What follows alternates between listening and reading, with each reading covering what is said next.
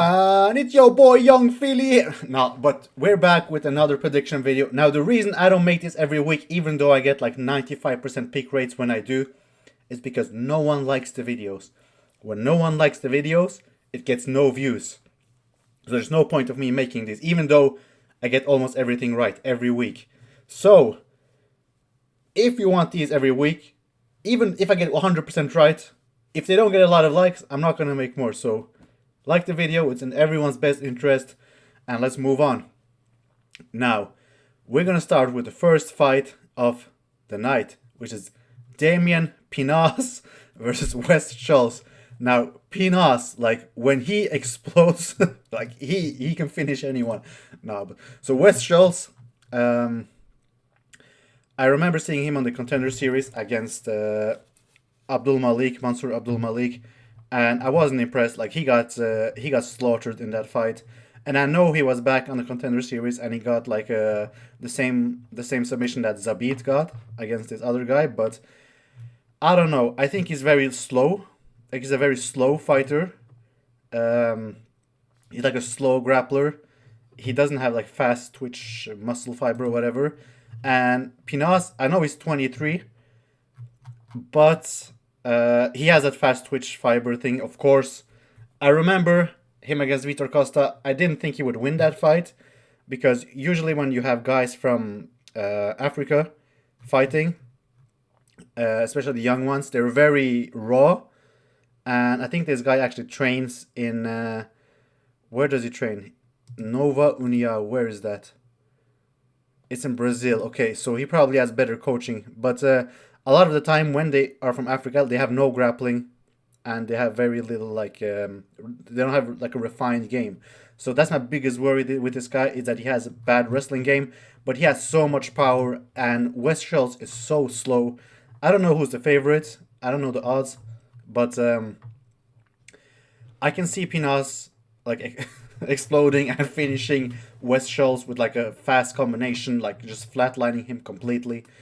But I can also see a fight where Wes Schultz just takes him down and Pinaz has no response on the ground. I think Pinaz has a terrible ground game, but I think his athleticism will save him for the first round or two. So I think it all depends on the first round. I think there will be finish in this fight regardless. But I'm just going to go ahead, and I think that Pinaz is going to finish him. I think the power is going to be too much, and Schultz is too slow. So we're going to go with Pinaz to win this one. Now, for the next fight, we have Eric Silva versus Francis Marshall. Eric Silva he's only in the UFC because he's from South America. That's the only reason he's there, let's be honest. Like, how old is he? He's 38. I remember he got signed into the UFC when he was like... So that was 4 years ago, 3 years. Like, he was like 35 or something. And I know... Bro, he sucks. Like, let's be honest. He's old. He's slow. He's a featherweight, 38 years old. He's fighting Francis Marshall, who I know he lost his last fight. But I think he looked very good against Marlon Santos. I'm going to be honest. I think Francis Marshall is a very good fighter. And he's going to beat... Eric Silva. There's no reason he shouldn't beat him. And the only reason he could lose to him is because like a mental block or something. But we can't predict mental blocks. So we're going to go with Francis Marshall to beat Eric Silva, who is in the UFC only because of where he's from. That's the only reason he's in the UFC. So we're going to go with Francis Marshall to win this one. Next fight, we have Ernesta Kareskaita versus Regina Tarin. Now... Ernesta Kareskaita, I think she lost her first fight in the UFC. She did. I remember her split decision against Carly Judiz on the Contender Series. I remember watching this fight live, actually. And she's a striker. She's very tall for a woman. I think she's like 5'9" or something. Like, she's pretty tall for a woman. She's a striker, strikes at range. She's like a volume striker, but she's not that good. Like, she gets hit a lot. Like... A lot. And she's very vulnerable, I think, to getting hit with like every single shot. So against someone... God damn. Now Regina Tarin is very young. She's 21 years old. She's won like all her fights by finish, besides one fight. She is very raw, and how tall is she? I don't think she's that 5 foot. Okay, so it's not that different. Um, I think she's more skilled, and it's in Mexico. And god damn, I hope she wins. So we're gonna go with Regina Tarin to win this one. Now, next fight we have Douglas Silva de Andrade versus Javier Reyes. Now, again, some of these fighters are only in the UFC because of where they're from. I'm not gonna lie. So we have Javier Reyes, who's 32. I think he was in the Contender Series as well. Yeah, he actually looked pretty good, Javier Reyes. I remember watching this as well. He looked very good. I was kind of impressed by him. And he is fighting, of course, the 40-year-old Douglas Silva de Andrade. Um, Listen, like, this guy is hit and miss. He's fought some of the best fighters in the world, which is weird to say. Like, he's fought Rob Font, Marlon Vera, Piotr Jan, Henan Barrow, Lerone Murphy. He's fought recently Said Nurmagomedov, Cody Stamen, and he lost to Miles Johns. So I think he's just... He has a chance even though he's 40, but I think he's too old at this point. I think a few years ago I would be leaning towards him, but Javier Reyes is the younger guy from Colombia. I think he should have this one in the box. I think he should win this one, honestly. I can't really see why he shouldn't. I know he has some weird losses in his career, but man, it's now or never for. He had a loss last year actually. Like, it's not that long ago, less than a year ago, like 8 months ago. He should win this, like, but it's UFC. You never know. I don't know the odds on this. If the odds favor, like, if the odds are very uneven, I would go with the Andrade. Like, if he's a big underdog, I'm assuming he is a big underdog. If the odds are even, I would go with Reyes. But if the odds are like very high, or like for Andrade, I would go for him. But officially, I'm going for Reyes to win this one. He should win. Next fight we have. This card sucks, by the way. Cristian Quinonez versus Kris Moutinho. They both kind of suck, not gonna lie. This is a terrible fight. Let's see. Kris Moutinho, we know he's lost every fight he's had in the UFC, right? Has he ever won in the UFC? So he got in the UFC, lost 3, got cut, came back, and he lost by knockout to Malcolm Wellmaker. Now we have Cristian Quinonez. How old is he, by the way? He's 33 years old. Oh my days. We have Cristian Quinonez, another Mexican CJNG cartel member. No, I'm just lying. But he sucks as well. They're both terrible fighters. His only win in the UFC against Khalid Taha was terrible as well. I think he got cut for using steroids or something. Such a shitty fight, man. I don't even want to give a prediction on this one. It's such a terrible fight, but if I'm going to go with anyone, I'm going to go with Quinonez. But man, what a terrible, terrible fight. None of these guys should be in the UFC, honestly. But, it's because of where they're from. Again, now, next fight, we have Jose Medina versus Ryan Gandra. Now, I'm going to rant a lot in this. Why is this guy in the UFC? He has no wins in the UFC. He lost his Contender Series fight, and it wasn't even the close fight. He lost, like, very decisively.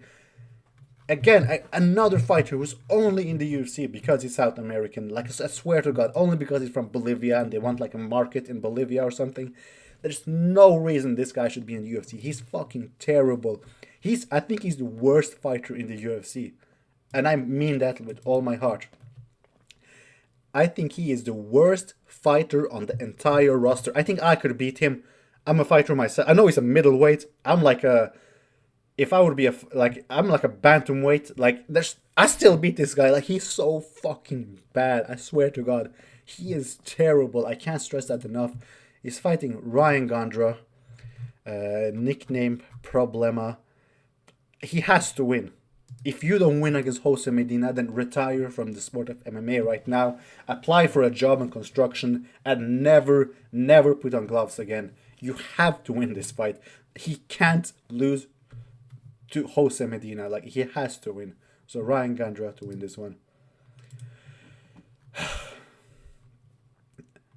Bro, these fights, man. Angle Pacheco versus Santiago Luna.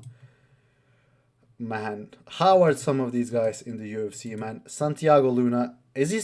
If he was on the Contender Series... No, he wasn't. I feel like I've seen this guy fight, and he was very good. Yeah, he fought on the Noche card. I was very impressed with this guy, actually. I know he's only 21, but he's like a... Was he the doctor? No, it's not him. But I remember him looking very, very good, actually. Very crisp striking. Fighting Angle Pacheco, who was 34 years old, man. He lost his last two fights against Cowlin Loughran, who is terrible. I don't think he's in the UFC anymore. No, he's not. He even lost in the PFL. And against Danny Silva. This guy is terrible. Like, he sucks. Santiago Luna should beat this guy easily. Like, honestly, like first round finish or something. Like, Santiago Luna to win this one. Next, Imanol Rodriguez versus Kevin Borjas. Finally a good fighter. This guy is like, he's the same height as Hasbulla. Like, he's so short. Like, I don't usually talk about height because, you know, you're born the way you're born. But this guy is so small, bro. Like, he makes Ilia Topuria look like a giant. This guy is so small, but he is very good. Explosive fighter. He's very good, man. Crisp striking.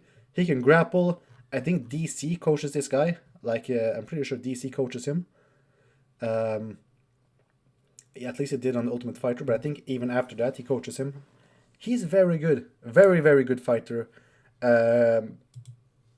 He's fighting Kevin Borjas, who is not the tallest guy himself, but he's been having a rough streak lately. I know he beat Ronaldo Rodriguez, who is like a fan favorite type of fighter. He's very popular on TikTok. But yeah, this guy is decent, but Imanol Rodriguez, he's the real deal. Like, he's very, very good. I have high hopes for him. And I think he's going to win this one. He should win this one. Very good fighter. Looking forward to seeing him compete. And hopefully he wins. And I think he's going to win. So, Imanol Rodriguez to win this one. Next fight, Edgar Chairez versus Felipe Bunes. Now, Edgar Chairez, I know he has a 12-6 record, but he's very good. Like, he's very underrated. I remember his fight against, who was Tatsuro Taira. Like, he put on a good performance that fight. Like, he really carried himself well. He looked very good. Daniel Lacerda, I think he won, but Lacerda did an Aljamain Sterling, and it got like to a no contest. Then he beat him in the rematch. Lost against Joshua Van, but I think still it was like a good performance. And then beat CJ Vergara. This guy is very good. I think he's in his prime right now. Very underrated. He's fighting Felipe Bunes, 36-year-old. Flyweight. I mean,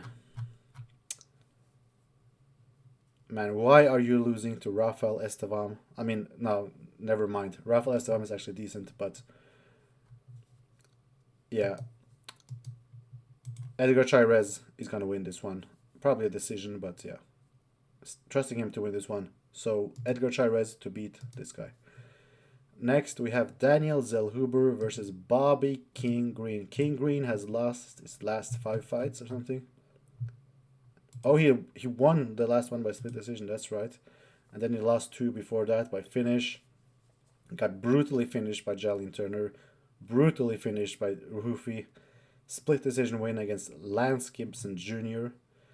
And now he's fighting Daniel Zellhuber, who is like 10 years younger or something. 13 years younger. Wow. Daniel Zellhuber, I know he lost against Michael Johnson and Esteban Ribovic.